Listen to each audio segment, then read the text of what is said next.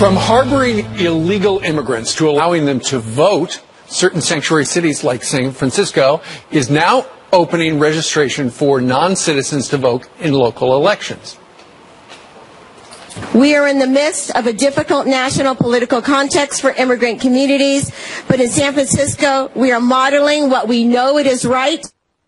But is it right? Here to discuss, Executive Director of the Conservative Hispanic Society and host of the Chris Salcedo radio show. Chris Salcedo joins us today from Dallas. Okay, so Chris, the way it works is if you are over 18 years old and you have a child in the schools under 19 and you're in the country illegally, you'll be able to vote in these local elections in San Francisco. What do you think about this idea? Well, what could go wrong, right? I mean, foreign nationals voting in elections. When I first heard about this story, Steve, a couple of things popped into my mind. First, the Democrats just came up with their brand new slogan, well, their third brand new slogan for the 2018 election. What, for the people? Well, now we know who the people are, foreign nationals. The Democrats have been feigning outrage about interference in our elections for the past two and a half years. Attempted interference in our elections. Now they're passing laws out in California, the Center for Left-Wing Thought, that ensures foreign interference in our elections. This is absolutely insane. Well, a question a lot of people looking in are going to have, Chris, is, all right, if you're allowed to vote in the local election, what will keep you from voting in a federal election? Well, you know that they have very lax voter laws out in California. And as soon as it catches on in San Francisco, guess what? LA is right behind. Here comes San Diego. Here come the other population centers out in California. And Steve, in my mind, if they persist on giving foreign nationals a voice in selecting our leaders, I think California ought to be punished. There's a couple of ways we can do this. If they persist in this activity coming up in the 2018 election, I think that Congress should refuse to seat any of their representatives, whether they be Republican or Democrat. And if they continue to persist in this illegal activity, that their 55 electoral votes should be thrown out in the next presidential election in 2020. Do you think this is going to catch on across the country? Not across the country. In California, absolutely. As long as they're allowed to get away with it, left-wing extremism lives out that way. Again, it's San Francisco, which is becoming known being the human feces capital of America, along with hypodermic needles strewn everywhere. Liberal policies don't work. But look, foreign nationals must not be allowed to vote for our leaders in American elections. It's that simple. Well, right now they're going to try it in the local elections only. Let's see where it goes from here. Chris, thank you very much. Have a nice weekend down in Dallas. Well, there's new fallout for the Southern Poverty Law Center, a left-wing group, after its 2016 field guide inaccurately characterized our guest, Maajid Nawaz, and the Quilliam Foundation like this. This is what they said about him. They said he is an anti-Muslim extremist. He and Quilliam, his organization, caused hate-based violence and criminal hate violence, end quote. The group now issuing an apology and paying out a huge legal settlement. Maajid Nawaz is the founding chairman of Quilliam Foundation and a former radical. He joins us now with his exclusive reaction to this all. So the Southern Poverty Law Center was forced to pay you $3.37 million in this settlement. $3.375 million. Okay, don't forget that five. Yes. What happened? How in the world did you, as a moderate Muslim who's fighting extremism within Islam, how did you get labeled as an extremist by this group? It's shocking, Pete. Politically, I'm a liberal. I grew up respecting the work of the Southern Poverty Law Center, and their work against the KKK in particular was something that somebody like me, who looks like me, grew up appreciating. And of course, what they talk about is their main mission statement, to challenge extremism, to stand for human rights, is precisely what we do in Quilliam. Within our own Muslim communities, we challenge Muslim extremists. Of course, nobody can deny that's an issue these days. So I flew in last night from London. Forgive the early morning look. I've just literally you look terrible. I've got off a plane, and I met with the president after this settlement. Of the Southern Poverty Law? Yes, I had dinner with him for the first time last night. And I asked him this very question: how on earth could this mistake have happened? And was I set up? Was this a hit job on me? Were you under the undue influence of Muslim extremists? Was this somebody seeking revenge? And Pete, honestly, they genuinely seemed to me sorry for what's happened. Of course, it's an expensive mistake. But they also said to me that it was a genuine mistake. I'm still trying to explore and get to the bottom of this, but so far, what they've said to me is it was genuinely a mistake. What would the roots of that mistake be? So the left-wing organization looks at you, who are fighting extremists, and says you're the extremist. How does that add up? Well, you know, we live in polarized times, and there are a few topics that expose populists on either end of the extreme. I call it a triple threat that we face. You know, we've got the populist left, the populist right, and of course the Islamist theocrats, the Muslim extremists. All three of them don't like moderates in the middle. And also, by the way, they also agree on their anti-Semitism. They also don't like Jews. So I put this question to them. I said, how could you be so simplistic? I think what happened, Pete, is that when you move too far to the left, any criticism of a minority community, any criticism in this case of Islam, appears to be a far-right perspective. And so there's a binary worldview that they took. And they didn't understand that just as they in the South would challenge certain extremists, say, for example, in the Bible Belt, that's their mission statement, to challenge, for example, what they consider are Christian fundamentalists, we have those within our community, Muslim fundamentalists, which is what we challenge. How much of this has to do with political correctness in your mind? Well, of course, you know, there's increasingly it's becoming difficult to have a sane and rational conversation around Islamist extremism. Our previous President Obama, he couldn't even name the term Islamist extremism. It's difficult to have a nuanced conversation. I am seeking to do so. I said to the Southern Poverty Law Centre, we agree on more than we disagree when it comes to challenging extremism. And you know, I really wanted to understand how this could have happened and how I could have ended up on their list. Well, and when you throw around words like hate, you better be right about it. And in this case, they were wrong, and it cost them You sued them, and it cost them over $3 million. Well, they settled for that much. They settled for it. Got it. $3.375 million, and a public apology, a video apology that seemed to me sincere. Here is the apology we've got right here. He said, Mr. Nawaz and Quilliam have made valuable and important contributions to public discourse, including by promoting pluralism and condemning both anti-Muslim bigotry and Islamist extremism. So it's good when you see the good guys fight, and ultimately, I don't agree with much the Southern Poverty. I mean, there's work to be done to fight hate, but in this case, when they actually step back and say we were wrong. Well, this is why I'm not really I'm not here to rub salt into the wounds. I recognise that this is a weak moment for them.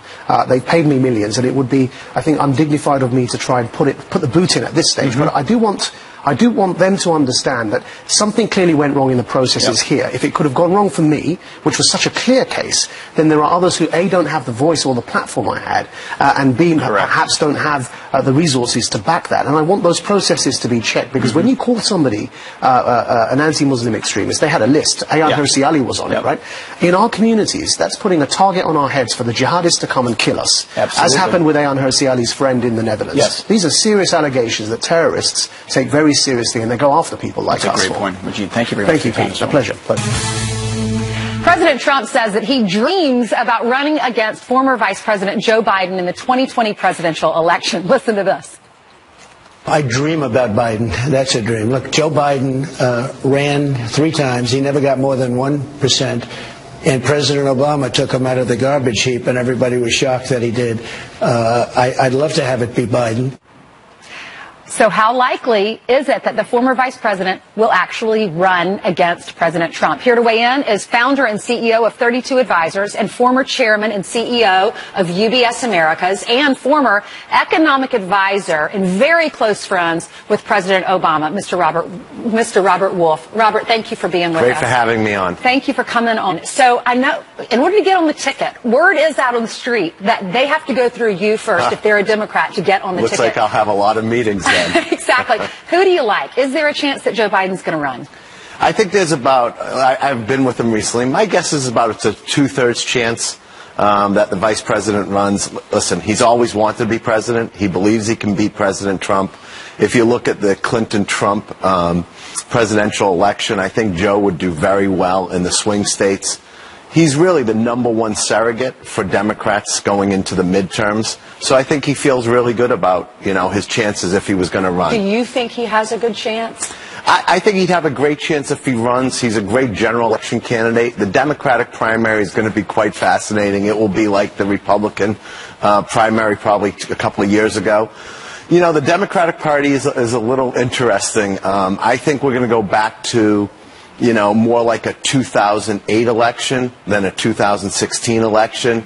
Rasmussen poll did a recent poll where 73% thought they'd want a fresh face. So although the favorites today, Ainsley is going to be Biden and Senator Warren and Sanders, there's some really fresh, interesting faces. Is it too risky to put a fresh face out there? Someone people don't know, although it worked for President Obama. Yeah.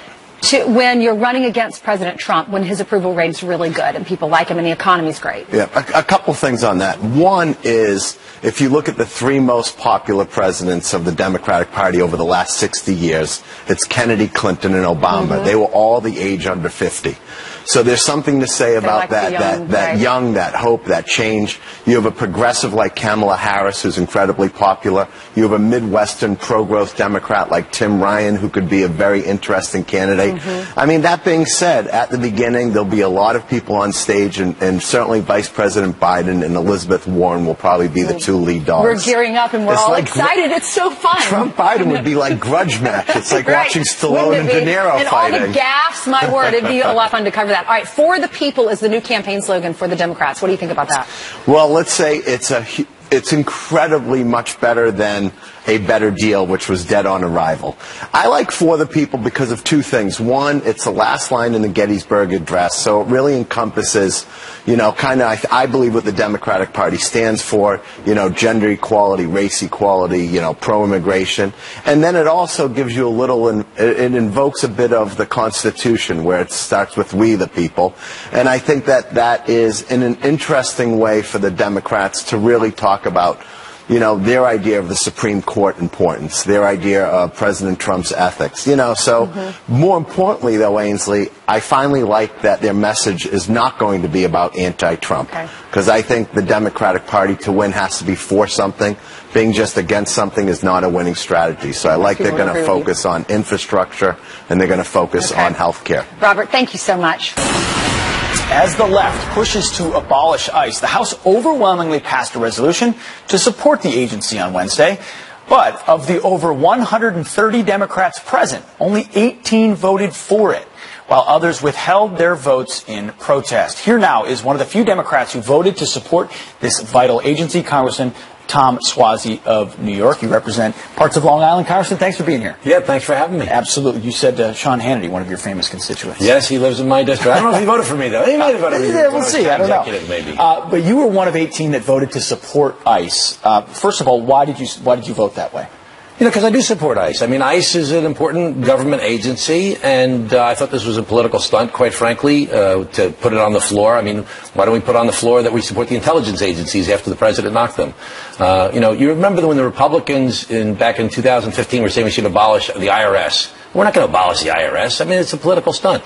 So it may or may not be a political stunt, but a vote is still a vote of no confidence or confidence, or a vote to say that's a political stunt. I support ICE, and I think that they have an important job to do in this country, securing our border, making sure people don't overstay their borders. Do I think some things are being handled the wrong way? Do I think the president has some bad policies? There's separation of families. I don't support that policy. I don't support a lot of certain things, but I support the agency. So this is what the president had to say recently. He said the Democrats have a death wish in more ways than one. They actually want to abolish ICE. This could cost them heavily in the midterms. Yesterday, the Republicans overwhelmingly passed a bill supporting ICE. So things like abolish ICE, things like open borders, things like sanctuary cities, are those winning policies for Democrats? Well, open borders is not a winning policy. I'm a very strong supporter, as are most Democrats, of strong border security. We just need to make a deal with the president and solve the problems. Let's actually... the people are so sick of politicians. But they want something that's done. True. That's they want something done. But that's also why they voted for a businessman who had not been in politics. And so when you say border security, are you why they voting for the wall? Are you for a wall then as part of it? I would support some physical structures on the borders. I think there should be more technology related to radar and things like that, and more border patrol.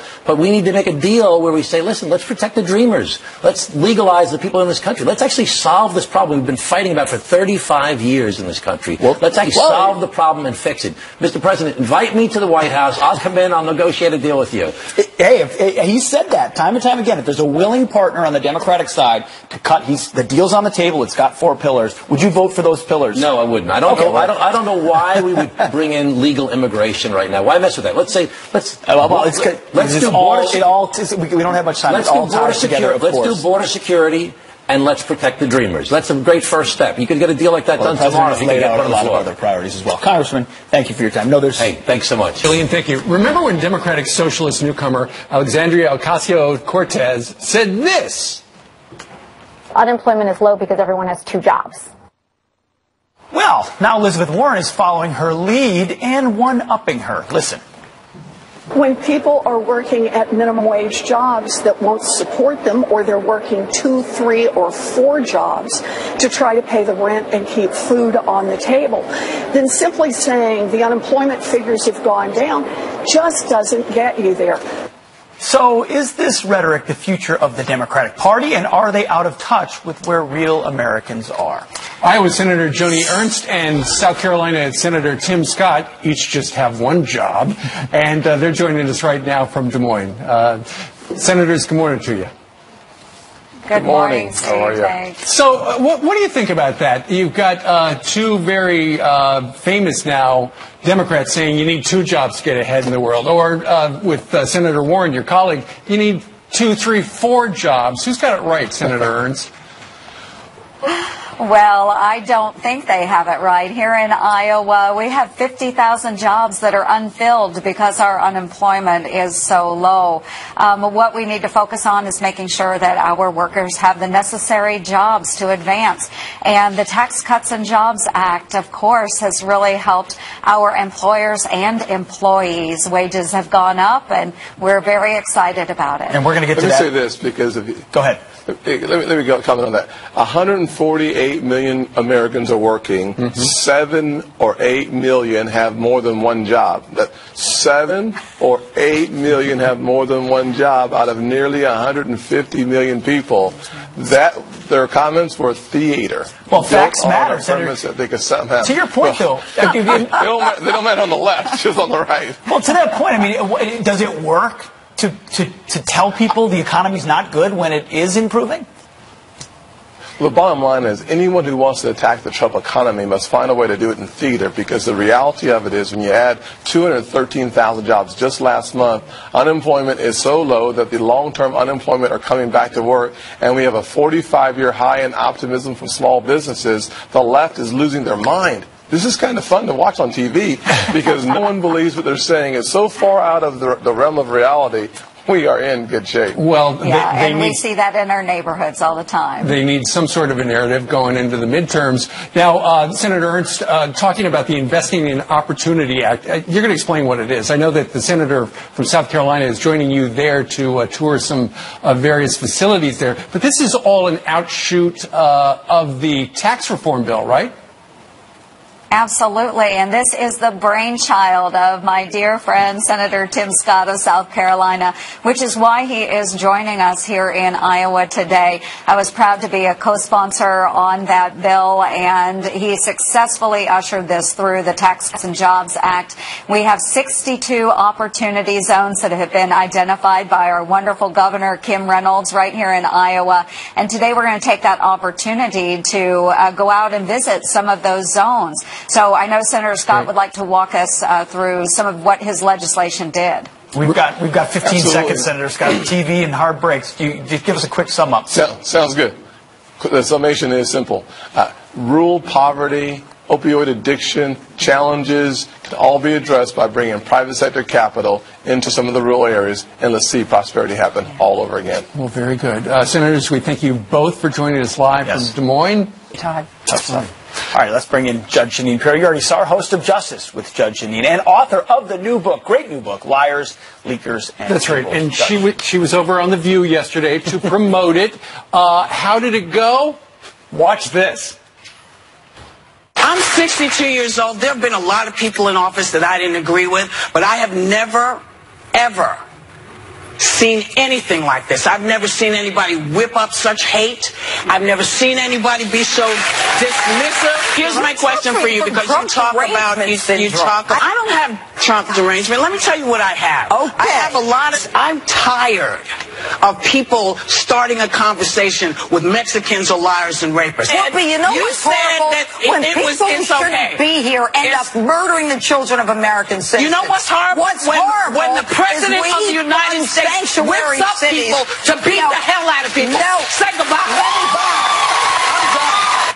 say goodbye. And then on the other side of that timeout, Judge Jeanine was no longer in that chair. What happened? Okay, so I'm invited to The View to talk about my new book, Liars, Leakers, and Liberals, The Case Against the Anti-Trump Conspiracy. And, you know, the publisher said, you want to go to The View? I said, of course I'll go to The View. I like Whoopi. I like them. I mean, I have no problem talking about my book. So I go there.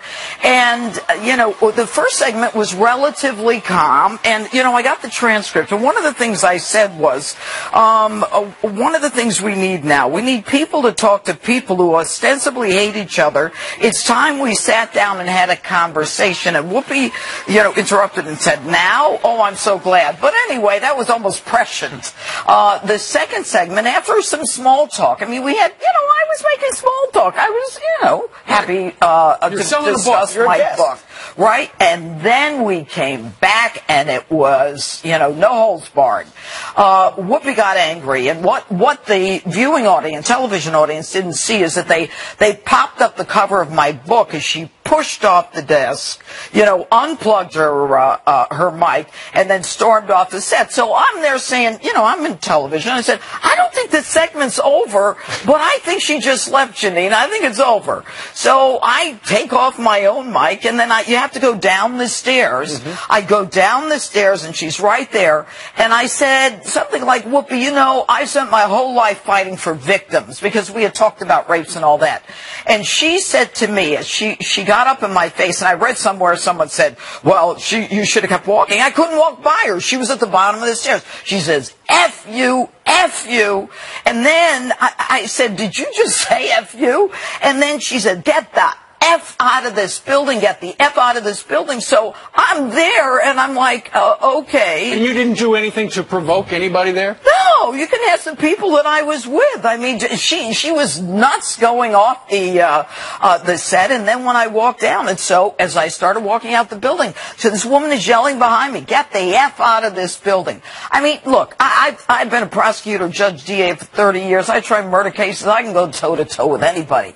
But that was abuse. And it was sad. It was a sad moment that, you know, she was triggered. And I never understood triggering. Did she reach out to you afterwards and apologize? I know she apologized to the audience. She apologized to the audience, not for what she did to me. And they had no idea what happened when I walked off this set. You haven't heard from anyone from yeah, no. A producer called, and yesterday it was nonstop radio and television. I was promoting the book. I haven't had a chance to return the call, but the producer did call. You know, so, I mean, what is this just, did they hate the president so much that you were the person, you've been a supporter of him, so they're coming at you? Well, you know, I certainly think that may be it. And, you know, I tried to answer the question, just like you would answer the questions. And I said, you know, it's another audience. It's the ability to at least talk about some of the good things that the president has done and the problems that I talk about in Liars, Leakers, and Liberals, which is the corruption at the highest levels of the Department of Justice and the FBI. And I have hundreds of footnotes in my book. It's an easy read. I mean, don't get scared by the footnote comment. But, you know, I make it a clear, you know, it's clear what happened. Read the book. They didn't want to know. I got a question for you. They're watching this over at ABC right now. If you were to look into camera one, what would you say to Whoopi Goldberg right now? You know, I guess I would say to Whoopi, you know, I've always liked you, Whoopi, and I don't understand where the anger comes from. I went to have a conversation, and I wasn't allowed to have a conversation, and I didn't deserve to be thrown out. I really, we can't treat people like that. You just can't. We can disagree, but we need to be able to talk about it. Have you ever thrown anyone off your set? No. When you ask someone to come on as a guest, I feel like you owe them the common courtesy, because a book tour is hard. You're going from place to place to place, and you're trying to speak to their audiences, and you're saying yes to invitations, and you have to make choices as to what shows you're going to go on. And for them to treat you that way, you're my family. I'm sorry that you were treated that way, and I think as a guest in someone's home, that's just what the wrong way to treat someone. Yeah, it's not fair. Yeah, you're invited into their home, and you know, to be thrown off like that was really, it was disheartening. America is better than this. America is the place where you have free speech. But what happened yesterday was a microcosm of what's happening in the nation. Yes. And shout down and shut down. Yeah, we don't want to hear from you. Yep. All right. Once again, the book, brand new. It's what everybody's talking about. Leakers, liars, and liberals. Judge Liars, Jeanine. leakers, and liberals. Leakers, liars, and liberals. Liars, leakers, and liberals. On the card. It's wrong on the sheet. It is wrong on the card. It's wrong on the card. Not your fault. All right. All right. Thank you so much. Congratulations on the book. I'm sure it's going to do even better now. Well, thank you. Everyone go buy it. All right. The media all week long in meltdown mode over that Helsinki summit. It's just as serious to me as the Cuban Missile Crisis in terms of an attack or the 9/11 attack. What we saw yesterday was collusion, witting or unwitting, in the president's words and attitudes toward Putin. You had a one-word reaction to what you saw yesterday. Treason. Treason, yeah. Treason. Well, has the media overblown the meeting just a little bit? And where do we go from here? Here to weigh in is Fox News correspondent at large and the author of the Geraldo Show, Geraldo Rivera, our good friend. Geraldo, good morning. Good morning, Geraldo. Hi, Pete. How you doing? Well, what do you make of this last week? I mean, we talk to you on Fridays, sometimes on the weekends. You've watched this week closely. What do you make of how everyone's reacted? Well, you saw what happened between Whoopi Goldberg and our own Judge Jeanine Pirro at the top of the hour. There is such deep hatred of this president. There is such disquiet. There is such a divide in this country. There is such unbridled passion that even people who normally can have a reasonable discussion just go overboard. The case in point, and the most vivid example, isn't what happened on The View. It's these charges that the President of the United States was somehow guilty of treason because he listened sympathetically to the other side, to what President Putin of Russia was saying. I think it was absolutely overblown.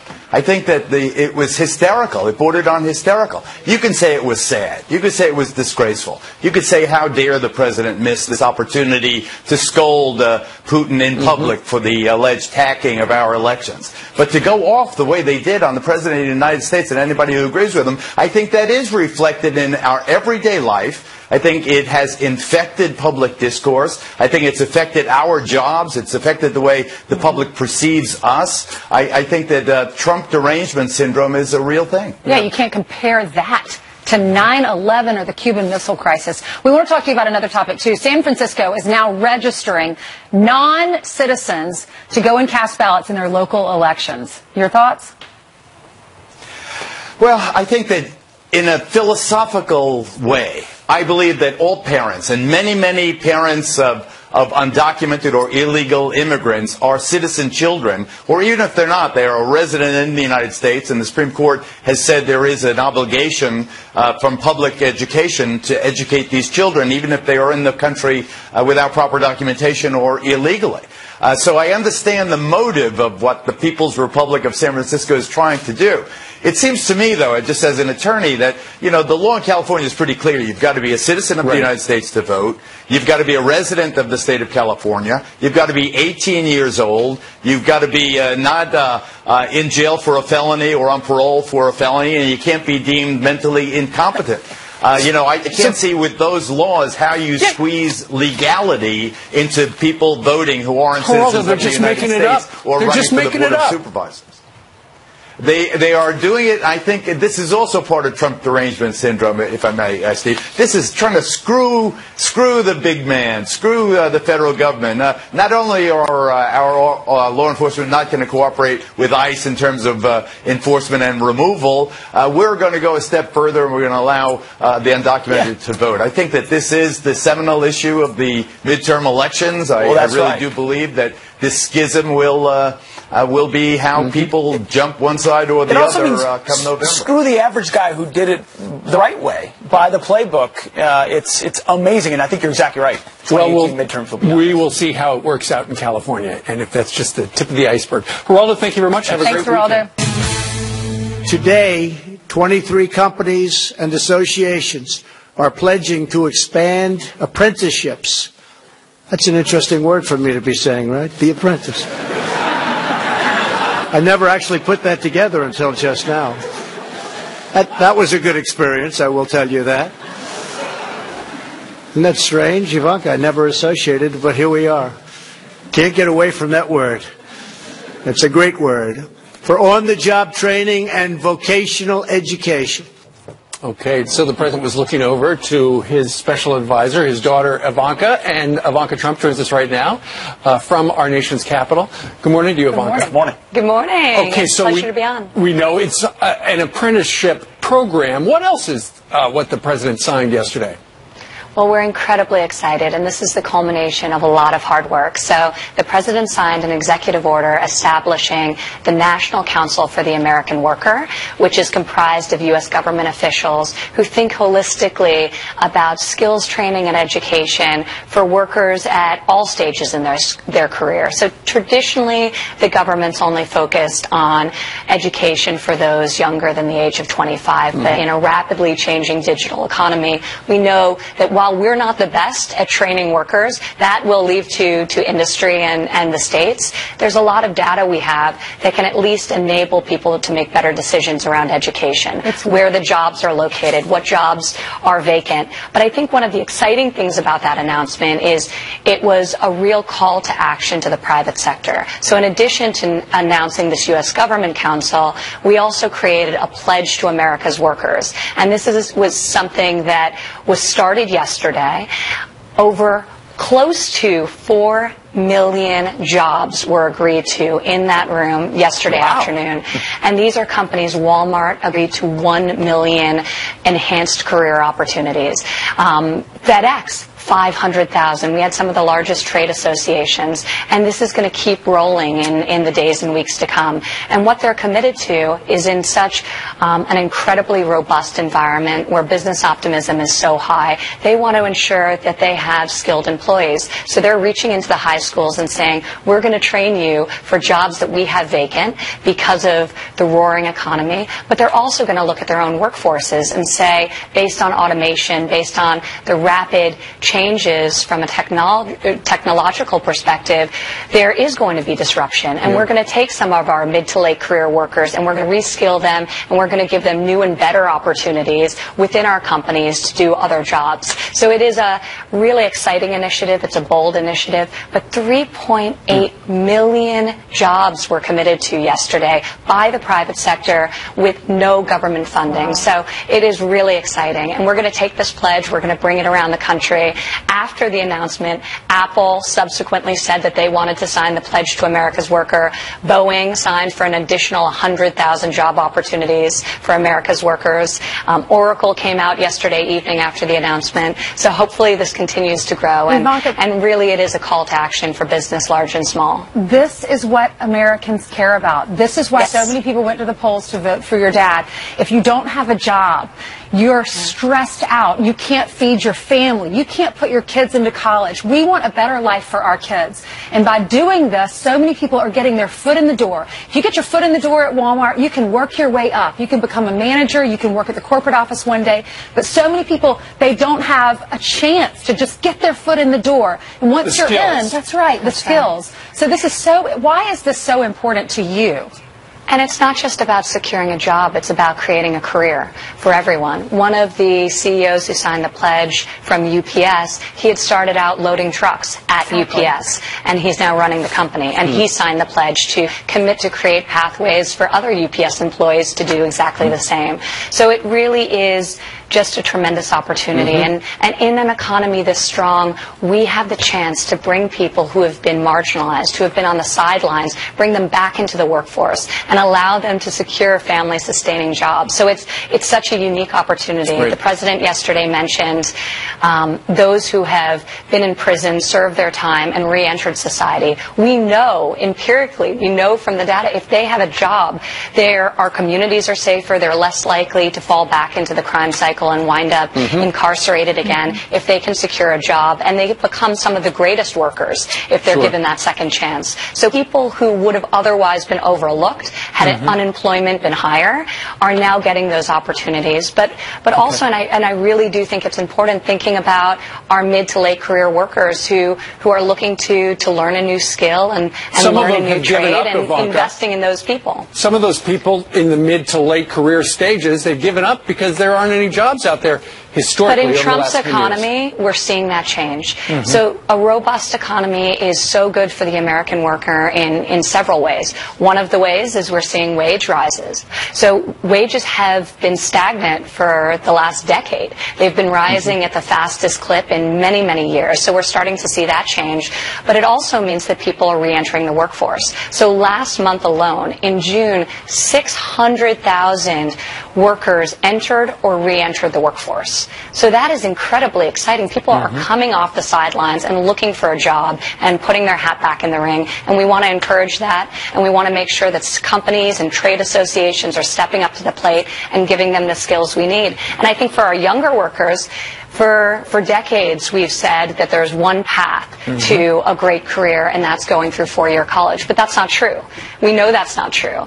And there are other paths. And so while college is a great option for many people, and we don't want to discourage that, there are other pathways that lead to tremendous opportunities, and we want to give equal significance to those and promote those, and of course, such as apprenticeship and vocational education. And our economy badly needs those skill sets, which is what you are addressing. Ivanka Trump, thank you very much for this effort and for joining us this morning. Yeah, and thank you to all those companies that are signing that pledge for the American worker. Hello, everybody. I'm Jesse Waters, along with Katie Pavlich, Juan Williams, Molly Hemingway, and Greg Gutfeld. It's 5 o'clock in New York City, and this is The Five.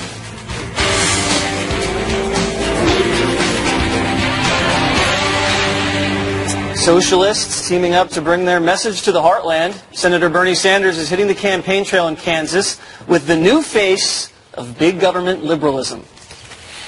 You know, we must have gotten off at the wrong stop because people told me that Kansas was a Republican state. Doesn't look like that today. We are going to come together to transform this country politically and economically.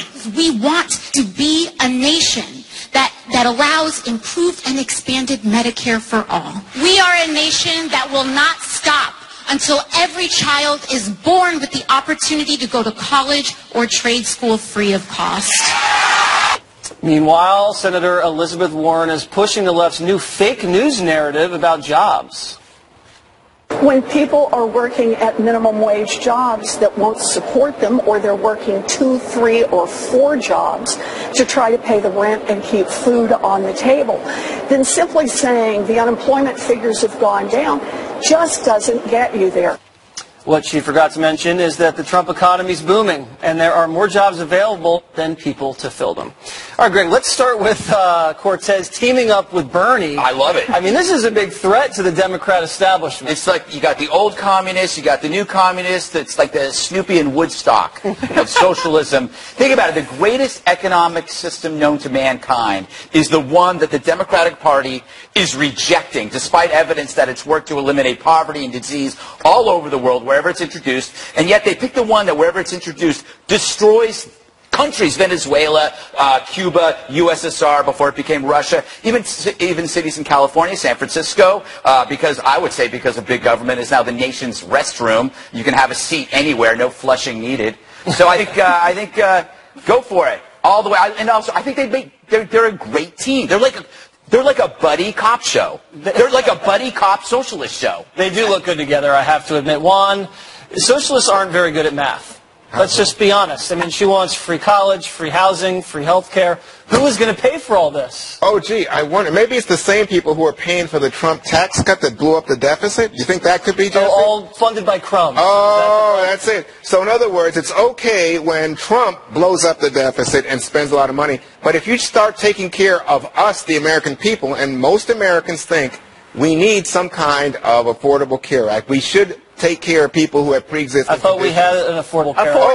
Who's trying to undo it? It's your side. It's your side. It's very affordable. By the way, Greg, we're not talking about communism. Is that what you said? Communism? I will say if they're communists, socialist communists, tomato, tomato. Well, I see. But what about the idea that we in the United States are a country that, in fact, puts in place taxes? We somewhat restrain unfettered capitalism, because guess what? You know, there's sometimes the need for a safety net. Well, Bernie Sanders' style of socialism is communism. Let's not forget that he's the one who used to praise bread lines in South America as an example of how government is actually working for the people, as people are starving, standing in line, waiting for the little crumb, literally, that the government is going to give them. I love that Elizabeth Warren is trying to argue that, you know, people are trying to work 3 or 4 jobs just to earn a living, when Democrats and socialists in their party have made it impossible for regular everyday Americans to make a living by implementing minimum wage laws, which have now turned places like McDonald's, where people get their first step in, into robotic institutions where you order from a machine rather than a teenager who can then go on and get a good job in life. They are also the same party who has implemented things like occupational licensing. You have to have a permit to be a child care specialist. You have to have a permit to pluck someone's eyebrows. They are the ones who make it impossible for people to actually go outside of the system and make the money that they want to make on their own. So in terms of regulation, Elizabeth Warren and the socialists are the ones who actually put workers down in this country and want to implement a socialist system that is bad for all of us. And by the way, this Medicare for All plan is not affordable, Juan. It's going to cost $32 trillion. I see. And what did it cost? What did it cost when they said, you know, too big to fail? We better bail out Wall Street. I think at that point, has nothing to do with what I'm talking about. That's exactly what we're talking about. You said it's too expensive to take care of Americans who are ill, and I don't think that's the case. Nothing is free, and I want to take care of myself and my own family rather than everybody else. I do know, Juan, that we want eyebrow pluckers to be able to pluck without by the way, regulations. Jesse, you obviously didn't get your eyebrow plucked. You're bushier than... I know. We need definitely some pluckers on set. Molly, what do you think about Elizabeth Warren trying not to get outflanked by Cortez? Now it's not just 2 jobs people are working. They're now working 4 jobs. And soon it'll be 16 jobs that people are working, and that explains the low unemployment rate. Right. But I really do think Democrats have a problem. All of the excitement that they have is on this left side, this left flank. And you're hearing about people wanting Medicare for all. Never mind that that's not going to actually happen. I mean, Vermont, California, Maryland all had to abandon their Medicare for all programs because they were too expensive. And so will they still retain that excitement when things that they're pushing for don't happen? They had the vote this week to abolish ICE, and that didn't happen. So I'm not sure how to maintain that excitement that's there on the base. Why did that happen? I think it was Republicans pulled the bill. Oh, because Democrats voted against it. They voted present on the bill or against it. But the point being, it's not very popular on a national level. It's very popular in New York City maybe or Vermont. But are these the kind of messages that will actually pull nationally, or will they cause a lot of problems? And you mentioned the crowd size, because it looks like a lot of people turned out for this, Greg. We spoke yesterday about Biden running. I don't think Biden can turn out a crowd the way a Bernie Sanders could. Well, it's tough because if you eliminate the big names or the wild cards or the charismatic people, they're versions of Trump. So you think about, like, Oprah's not going to run, Michelle Obama's not going to run, and Hillary, which I think would be the perfect rematch because I think that's a big story, but she probably won't. You're left with a remainders table at a drugstore. You know that discount table where you have, like, a travel shampoo and you have a deck of cards and you have a bottle of cough syrup that's past the expiration date. Right at the checkout line. Yeah, it's right at the checkout line, and it's like if you're drunk, you might buy something. That's the Democratic candidate. That's what they're going to have right now. And it's not. I don't think the reality is. I don't think you're going to see the candidate until 2019. But I do think it's interesting that they are campaigning in deeply red states. Kansas was won by President Trump in 2016 by 20 points. However, as we've learned through special elections in the past year politically, you can't take any seat for granted. Every single vote counts. And let's not forget that a number of Bernie Sanders supporters then became Trump supporters. So they are targeting a certain sector of those voters, even in deep red districts, because they feel like you work at it, you can do it. Cortez is the one who won the election because her opponent wouldn't show up to the debates and wouldn't actually put in the work to win the election. So they're not taking it for granted. Katie, let's celebrate this moment. We agree on something. Oh my God. Agreement with Juan Williams. We really do, because I think a lot, and I think Greg's on this too, that a lot of the Bernie supporters on the far left actually are populist and very closely aligned with people who are Trump supporters on the far right. But I would say this, and to disagree with you, to keep our show going, I would say that if you look at something like the tax cut, the Trump tax cut, the idea was that that was going to be the big Republican message for the midterms. it has become a dud. It doesn't work. And why doesn't it work? Because Americans say it hasn't raised their wages. Trump going for It's put more money in the pocket. in the fall, Juan. Yeah, because he's trying to fix it, Jesse. No, he realizes this thing is a dud, and they're trying to cement it right on the eve of the midterm elections. That tells me they think it's working. No, because the people, hang on a second, the people in Kansas that you saw Sanders and Ocasio-Cortez speaking to are people who are saying, you know what, this hasn't worked for us. We put some faith in Trump. They put faith, in fact, their former governor. So those were all Trump supporters that showed up. I think there are a lot of the populists. One thing we need to point out, and this drove the president crazy when the tax cuts were being implemented, it wasn't just a tax cut, it was a tax cut and jobs plan. So you can talk all about how you want about the tax cuts, but the jobs portion of this has been really important and much of the time ignored. The economy is booming. There are more jobs now than we can actually fill due to a skills gap. It's all about jobs and the tax cuts. We spent an entire week screaming about how an outside foreign power is taking over this country when actually the phone call is coming from inside the House. You have a party that's adopting policies of the history's worst disasters, and you have non-citizens who can now vote. Which is an interesting thing, again, to bring up. In my city. I am ashamed of San Francisco. More about the poop problem than the non-citizens voting, because I like to walk without having to step in anything. But that really is the real lesson of liberal governance. I mean, San Francisco is a great city that has had so much, this is like the place where more money has been earned than anywhere else in the country. And what do they have to show for it? This horrible homeless problem. And all of the money in the world isn't saving it. So there really is an issue where liberal governance is not attracting as much as conservative. I wonder if we can turn the camera to San Francisco and see all the fabulously rich people who are dying to buy a place because it's so expensive. No, I agree. No, you're right, Juan. You're right, Juan. And the new mayor, admitted that there is a problem, and they asked what the solution is, and it was like, well, we're just going to talk to people. We're going to talk to people, because that's going to get people off the streets and off doing drugs and whatnot. But here's the thing that really, I think, supports your argument, which is that they spend, I think it's $37,000 on trying to deal with the homeless. But homeless person. Right. And you and I have argued about deinstitutionalization, which didn't come from the Democrats, by the way. But the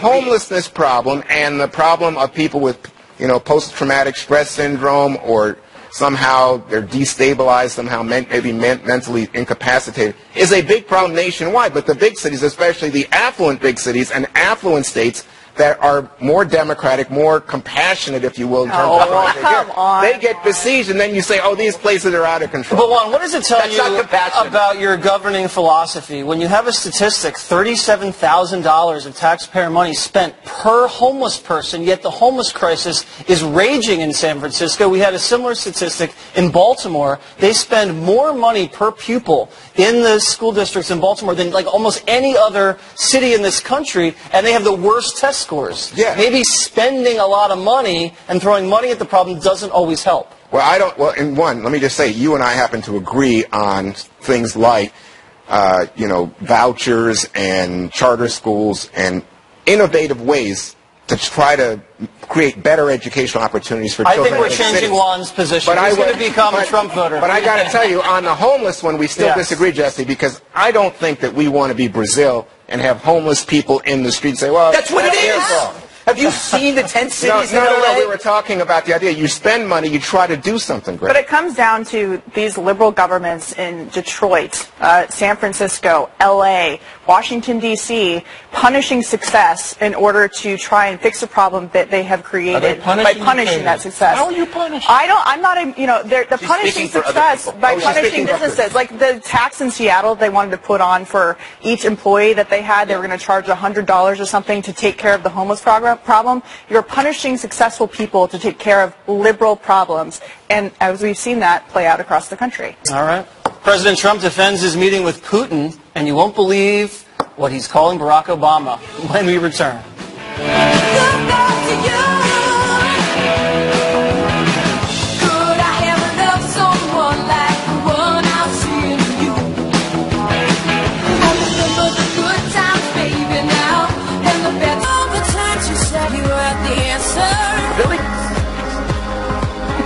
Happy Friday, folks, but in the aftermath of the Putin summit fallout, President Trump, he's not too happy. He's slamming President Obama for how he handled Russia while Obama was in the White House.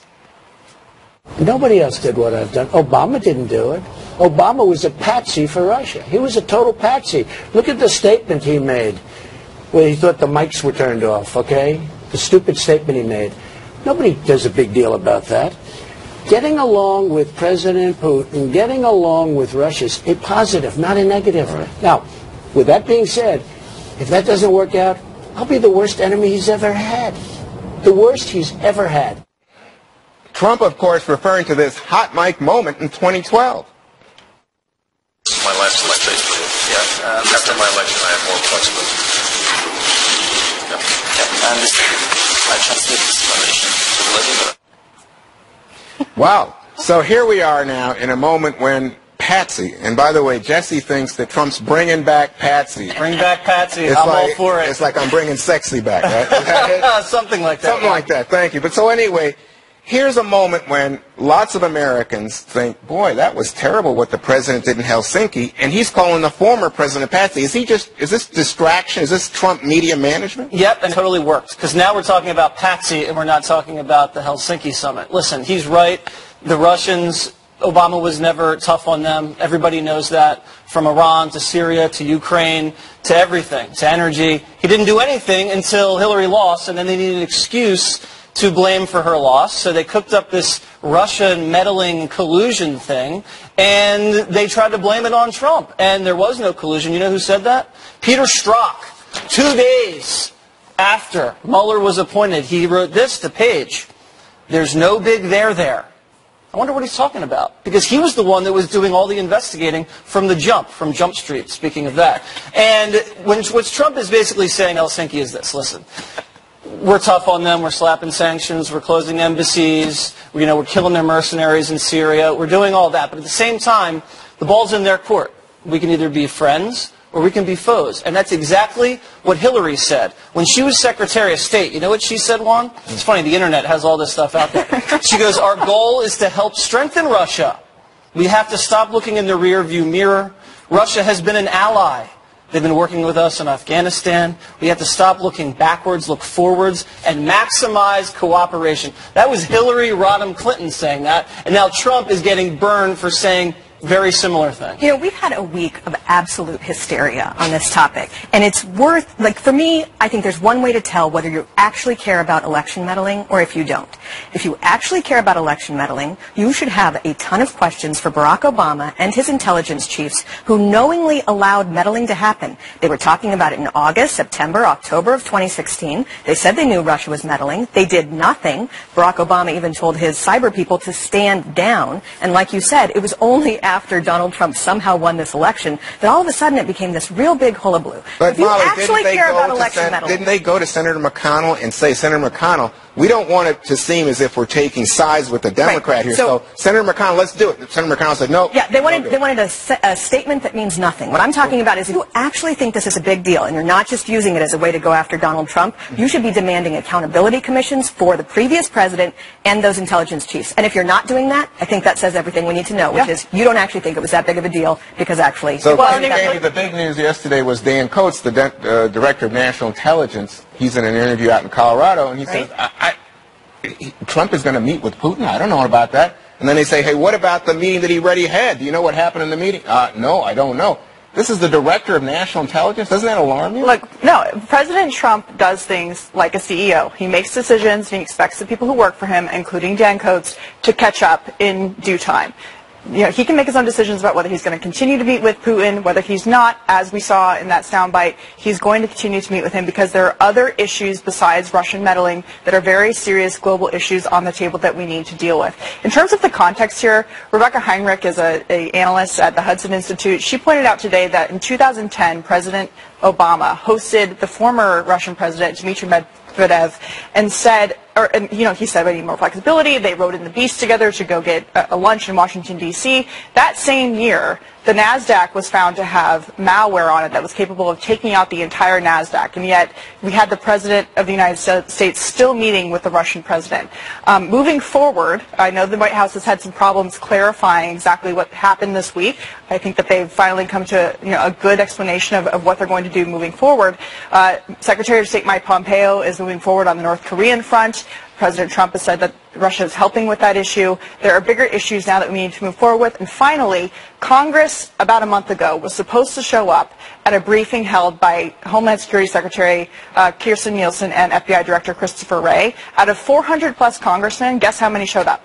Less than 100. And it was all about Russian meddling. It was all about preventing this from happening in the future. So if they're really concerned, as Molly said, they would be showing up to these seminars wondering what could be done so they could then go back to their constituents and say, this is what we're doing to make sure your votes are secured in November. So now we go to the walking version of the Merriam-Webster. Greg, how do you define patsy? Well, I love Patsy Cline. So, Patsy? Is that pasty or Patsy? Patsy. She's one of the greatest, probably the greatest singers of all time. I agree.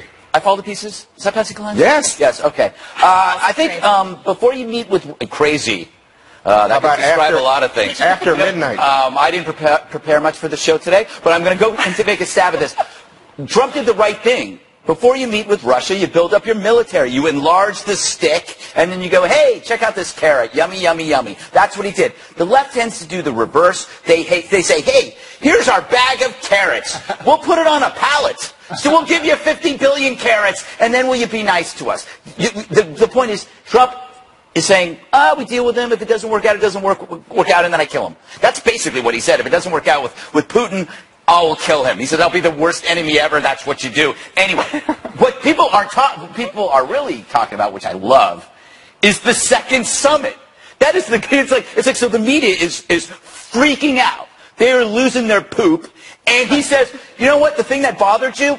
I'm going to do it again. I'm going to do it here. Maybe we'll have it at Mar-a-Lago on Christmas. We'll throw a parade. The media freaks out over X, and Trump says, X squared. How about that? I admire that. I wonder if he was in San Francisco when he did that.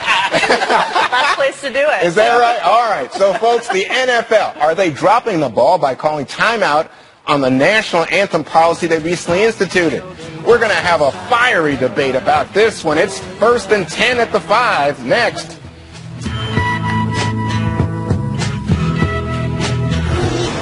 The fact is, we had 4 dead Americans. Was it because of a protest, or was it because of guys out for a walk one night who decided they'd go kill some Americans? What difference at this point does it make? That was former Secretary of State Hillary Clinton making that infamous comment about the 2012 attack in Benghazi, Libya, that left 4 Americans dead. Her comments back then sparked outrage. And tonight, she's once again upsetting a Benghazi survivor. This time, after she weighed in on a story that President Trump would consider sending one of President Obama's former ambassadors to Russia for questioning. Hillary Clinton tweeted, Ambassador McFaul is a patriot who has spent his career standing up for America. To see the White House even hesitate to defend a diplomat is deeply troubling. Her tweet met with outrage from one of the security contractors who saved lives during the Benghazi attack. He says, are you effing kidding me, Hillary Clinton? You left Ambassador Stevens and us to die in Benghazi, then spewed lie after lie to the family members of my dead teammates and to the world to cover it up, and now you have the nerve to talk about defending diplomats? You are disgusting! Exclamation point. Chris Tanto-Paranto joins us right now for an exclusive story. Good to have you here, Chris. Yeah, that didn't sit so well with you, did it? No, it's completely disrespectful. They've already dishonored, they being Hillary Clinton and those people that follow her, support her, as far as disrespecting the family members of my teammates, and that's just another jab in the eye. It is extremely, again, disrespectful. I can't think of a better word than that. It's terrible. What about hypocritical? In other words, she's talking about how awful it is that the president might send an ambassador to Russia, and you're saying, hey, it was pretty awful that you didn't look out for us in Benghazi. Oh, it's not even awful. I would say murderous. We had the assets available, and she's the one that set them down, that didn't let them to come to us. And I believe the assets that were available in the area would have saved Tyrone Woods and Glenn Doherty's, my two teammates' lives. It's an elitist attitude that we're seeing, and you see it with Comey, you see it with Brennan, you see it with Clapper, that they feel like they've done nothing wrong, ever. And it's just mind-boggling. And have they ever called you? Have they ever said sorry? Have they given you a personal explanation for anything? No, none at all. And a lot of it would have been, too, and I even said this to him behind closed doors as far as my CIA leadership. If you would have just apologized to us, I'd have gone away. I'd have kept deploying. This never would have gone on, but you couldn't even have just apologized for your failures. And again, it's the attitude like Hillary Clinton's that is just disgusting people, and that's why we're supporting Donald Trump. That's why people want a non-politician in the White House.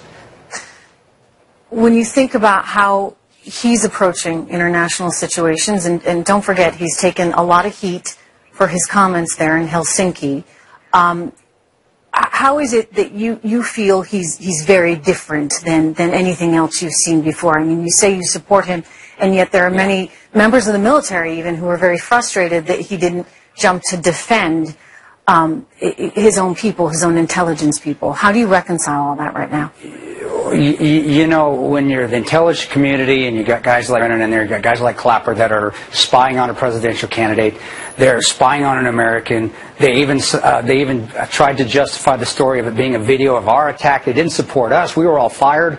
I don't see how I can be mad at real Donald Trump. I can't be mad at Donald Trump for the agency that didn't even stand by us when we saved their people's lives. So it's one of those things where I think he's calling it how it is. He's being a real person. He's not being politically correct. I don't want somebody politically correct. I want somebody that's going to say the truth in there and not continually lie. And that's what I saw in the past administration. That's what I saw with Hillary Clinton. And then again, of course, that night when we came back, it was lie after lie after lie, which caused us to come forward and tell the truth. Yeah, no, you got a lot of lies fed to you, and I can't imagine how that feels, knowing what you risked, knowing that, you know, some dear friends of you will never be here again because of mistakes our government made. And again, these were mistakes that, you know, frankly, could have been handled far more easily. And they could have been avoided. And to be honest, guys die during war. It's war. That's how it happens. In war, people die. It's don't try to cover up what took place because of your political ambitions. And that's what makes us upset. That's what makes me upset and continually makes me upset with Hillary Clinton and people that were around her at that point in time. Well, you definitely made that clear on Twitter today anyway, sir. It's good to have you here. Thank you for joining us tonight, Chris. Thank you very much. God bless you. Thank you, You too. Joining us right now, Matt Schlapp, chairman of CPAC and the American Conservative Union, Chris Stirewalt, Fox News political editor, and Jessica Charlov, author of America in the Age of Trump and a Fox News contributor. It's so good to have all of you here. Wow, my goodness, Chris, it's been quite a week. Quite a week. You know, when you look back over the course of events, beginning on Monday, of course, with that press conference in Helsinki, and then fast forwarding 24 hours later, basically, to the president basically saying, I misspoke. And now, of course, he's inviting Vladimir Putin here to the States. Do you think he's going to be able to push forward onto something new and something different next week? Or how much is the media going to get entrenched in the story that they're running with right now? Well, Michael Cohen helped him out a little bit today. Yeah, we're going to get to that, but yeah, I heard it. Yeah, on that one, so that'll be a little bit of a palate cleanser. No, a story like this is like when a python eats a rabbit. You can see it moving through the system as it goes along, and that'll be the way this is. And it'll also depend a great deal on how the administration can finally stop correcting the record. They've got to get to a place. They got to figure out what they're talking about. They got to stop there and no more. And they got to pick a spot and stick to it. But I guess one of my questions would be, Matt, can you really do that when you have a politician, as Chris just told us, who's really not that politically correct and not always thinking, say, politically, but saying more what he feels in a given moment? You know, it's an unscripted presidency. It's spontaneous. You know, it's kind of like interviews where they say, tell me the first thing that's on your mind when I say something, and the president reacts very honestly constantly. And I do agree with Chris. I do think we'll get past this story. And the real question with Russia is the policy.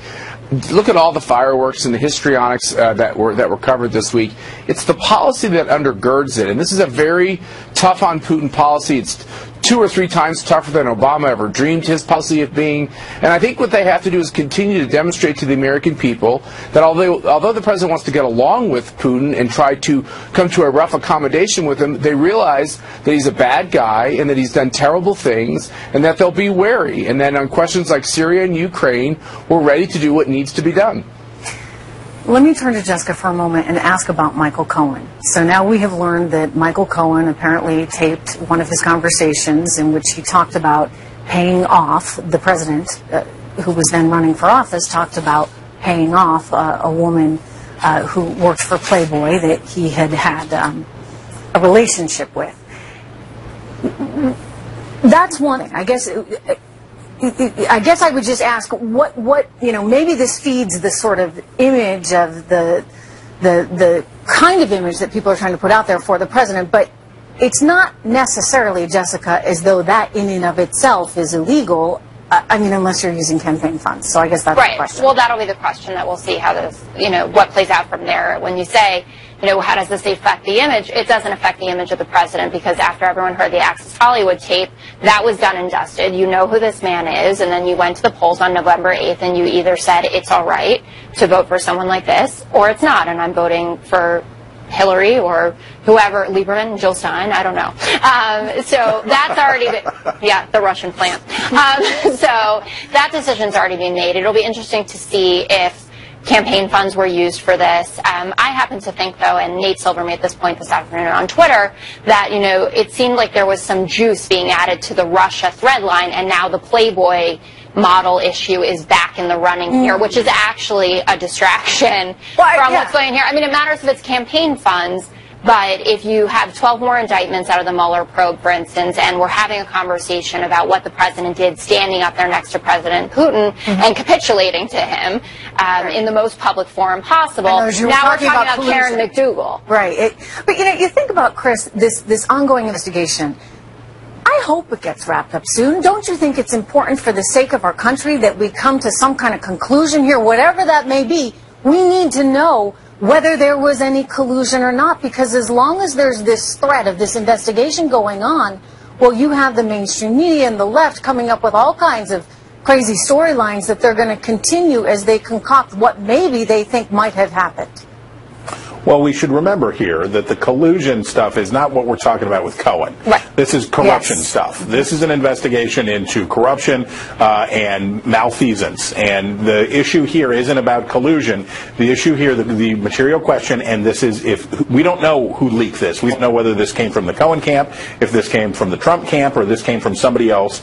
But the whole point here is, as Jessica alluded to, did anybody use money, did anybody use a slush fund secretly to try to shape the outcome of an election, to pay somebody off, to keep a damaging story out of the press or do something like that? That's a crime. You're not allowed to do that. Now, look, it doesn't mean that that's a presidency-ending crime if that happened to be the case, but that's a different matter, and that's not about collusion. Okay, but Matt, it's a don't we know foretaste from Cohen what he might eventually... I think it's a warning shot. Don't we know that, didn't he not actually pay her any money? That's just what Rudy Giuliani says today. Check with him tomorrow. So I think that there's a more serious question here. When the special counsel pitched this raid of the president's lawyer's office, and they were able to glean through all of these materials, a lot of people had serious concerns with that. Now, there are some narrow cases where that could be acceptable, but it raises a lot of questions in Americans' minds who believe that there should be some fairness and some real strong guardrails between somebody who's being investigated and the lawyer that they have used in the past that's also part of that investigation. So there's very serious questions about this. We do not know where the leak is coming from, but I will have to tell you, I think it's a very serious question about what they know and what we're going to find out. Yeah, perhaps, though, in the president's favor, we're not talking about the collusion issue anyway, at least at this moment in time. Anyway, good to see you all. Thank you so much. Thanks. Wouldn't you love to see one of these NFL owners, when somebody disrespects our flag, to say, get that son of a bitch off the field right now, out, he's fired. He's fired! He says that so well, right? Well, believe it or not, the NFL kind of sort of listened. Earlier this year, it announced that any player on the field would be required to respectfully stand for our national anthem or face a serious fine. That is, until this morning, when the league and the players' union announced that they're putting the policy, once praised by President Trump and his supporters, on hold while they talk things out. Joining me right now, former Arkansas Governor Mike Huckabee, Fox News contributor and host of Huckabee on TBN Saturday and Sunday nights. Governor, good to have you here. I know you're not too happy about Thank this. you. This makes you pretty angry.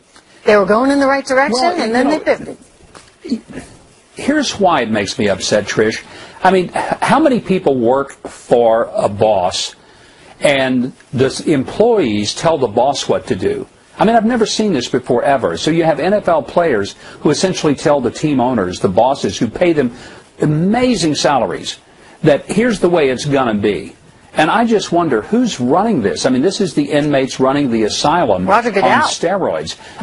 Right. Well, here's Roger Goodell makes $40 million a year to run the NFL, and he can't do it. He needs to step aside. Overpaid. He's not running the NFL. The NFL is running him. Well, you sound a little like the president here, Governor, because our president just tweeted a short time ago. Let me share this with you. The NFL national anthem debate is alive and well again. Can't believe it. Isn't it in contract that players must stand at attention, hand on heart? The $40 million commissioner, that's Roger Goodell, must now make a stand. First time kneeling, out for game. Second time kneeling, out for season, no pay. Well, that would mean, I suppose, Governor, that they'd have to actually manage these players, right? They'd have to actually tell them, you know, you're off the field unless you play ball, so to speak. You wonder how many of these guys would give up those multi-million-dollar paychecks if it meant that, yeah, you can salute with your fist, you can get down on your face, and you can spit at the flag, you can do anything you want to, but you're not going to do it and get paid millions of dollars to play football. If you want to play football, play football. If you want to go into politics, run for office. But we, I think, need to get to the place where we get politics out of football and football out of politics. And if, you know, I get it that there's a lot of similarities. I mean, the similarity is that both are a full contact sport. Both end up having a lot of people shed their blood all over the place. Yeah. The big difference is, at least in football, you get to wear pads and a helmet. In politics, there are no pads, no helmet, and you still get your head handed to you. But good gosh, these guys need to decide that they want to play football, because if they don't, the NFL is spiraling down to meaninglessness, and I think you know, we may see America get all excited about the World Cup. We'll start calling football soccer and soccer that football. Might be pushing it. That just might be pushing a little bit far. But no, I hear you. I mean, nobody's watching anymore. The ratings have gone way down. But to me, this is a Roger Goodell issue. I mean, I think you and the president are spot on when they say, "Hey, manage these guys." It shows you, though, Governor, how scared they are. How scared that they might lose that talent. I mean, I don't know. I'm kind of, as a patriotic American, I might be willing to watch the second string there just because they actually are willing to do their job. Well, I just think it's very important that the players understand they are so blessed to get paid that kind of money to play a game. It doesn't hurt them to honor America, honor the flag, honor the men and women of the military who keeps them free. And if they want to protest, do it on their own time when they're off duty. It's simple as that. Yeah. And hey, it's a great song. Thank you. Good to see you, Governor. Thank you, Trish.